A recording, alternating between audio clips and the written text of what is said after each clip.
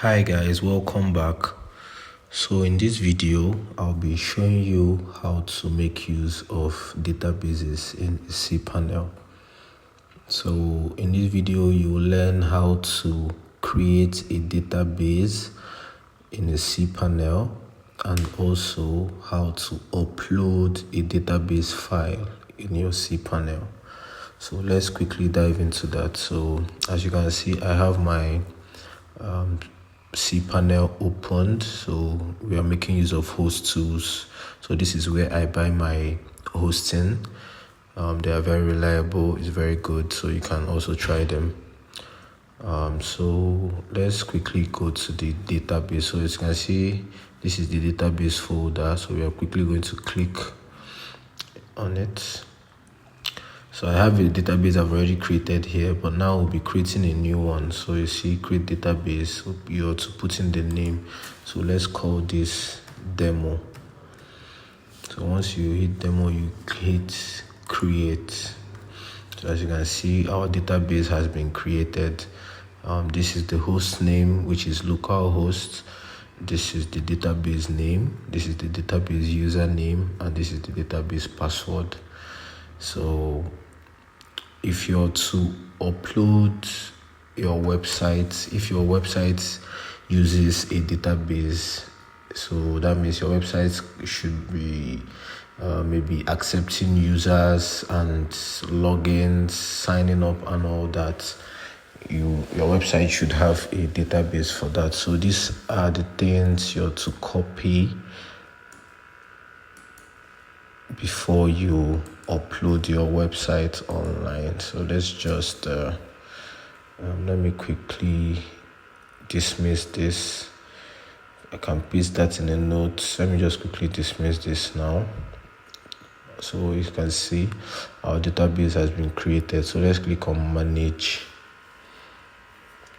So if you click manage, you can now have access to where you can import a database file, export, repair. You can also check and optimize your database. So I like making use of the GUI, the interface, where you can upload your files. So we'll be clicking on PHP My Admin. So when you click that, you can see it's loading up.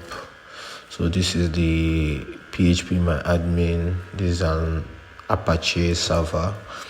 So this is where you to upload the database file where you just created it. So let's click. This is the file. This is the database we created.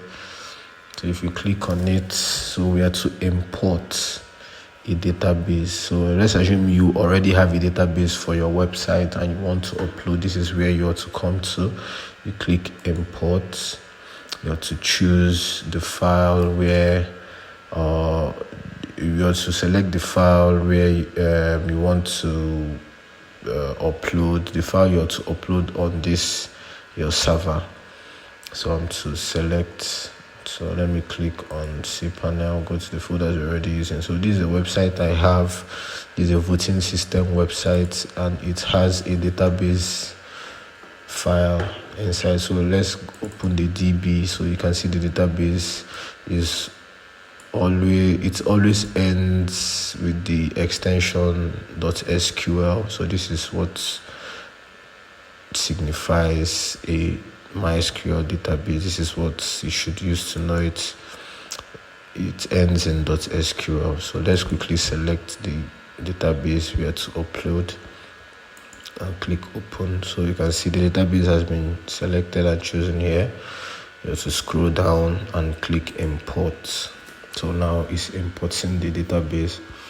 So as you can see, import has successfully finished. 28 queries executed. So these are the files inside the database, or the tables created inside the database. So let's view that. So if we click the database, you can see the admin, the candidates, the positions, the voters, and the votes. So this is what make up a database. So this, you can see the table, this is the row, the type, the collection, the size, So let's quickly open the voters, for example. So there are no voters here. Let's go to the candidates. No candidates, no positions, no voters, no votes, but one admin. So you can see the admin details, the password, the username, the ID, the first name and the last name, and the image, and the date it was also created. So as you can see, the password is hashed, so this is encrypted, so hackers can't steal your data or log into your database. Okay, well, that's for that. Now you must have learned how to import a database file inside your cPanel. So just a quick recap. If you're in the dashboard of your cPanel, you go to your database. Once you select database, you go to create database. You have to type in the name of the database you want to create. You click create. It's going to automatically generate a username and a password for you. But in most servers, they allow you choose your password yourself. So assuming I want to choose my password myself, I have to click advanced mode so I can put in the database name. So let's say I want the database name to be let's call it school, and I want to change the username to maybe Rick.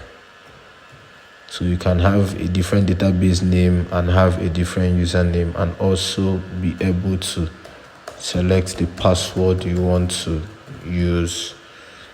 You can say it. Then when I click create, it has created. So this is the type of password I typed, this is the username, and this is the password. This is the database name, this is the username, and this is the password. So these are the details you have to copy into your website file before you upload it. So I think that should be all for this video. So let's quickly dismiss this and go to the dashboard. So thank you for watching my video. Please make sure you like, you share, and you also subscribe. Thank you. I'll be making more videos and uploading here on my channel, so stay tuned and don't miss out on anyone. Bye guys.